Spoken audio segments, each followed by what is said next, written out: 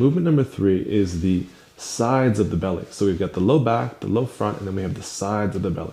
So you can even feel just above your hip crest and the base of the ribs, there's a little space there, and there's muscles down below in between the ribs and the upper part of the hips, the hip crest, called it the quadratus lumborum. Okay, we don't want that to be frozen. In fact, with all these movements, if the muscles are tight and frozen, we unfreeze them by connecting with them, by pendiculating them, by contracting and relaxing them. So for this muscle, let's try this. Now you might take your feet a little bit wider for this. It feels a little bit more comfortable for me. On the exhale, you're going to slowly slide the right hip towards your right shoulder until you can feel muscles tightening to make that happen.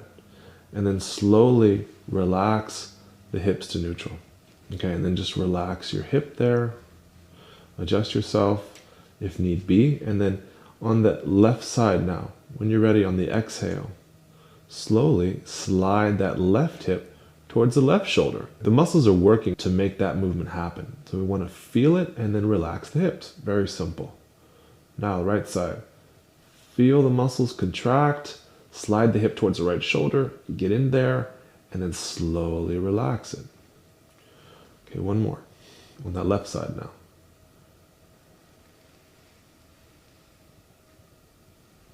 Good. You'll notice that when you pendiculate the muscles, there's more space for the breath to fill the body. Because when the muscles are very tight, the breath can't fill the body the way it wants to when the muscles are nice and open and neutral.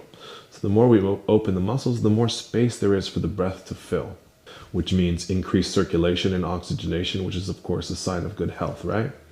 Good. You slide the hip left and right and then relax it and adjust yourself. Now I'm going to show you a little variation for this, which is interesting. You inhale, and then on the exhale, I want you to flatten your low back like you did before for the abdominal contraction. Then I want you to slide your right hip towards the right shoulder and then relax it.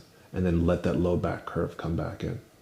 So it's a way to access a little bit more feeling in the sides of the hips here. On the exhale, flatten the back and then slowly slide that left hip towards the left shoulder. And you just get a little bit more feeling there. The more feeling you can get in the muscles, the more space you're going to create in the muscles. Okay, good.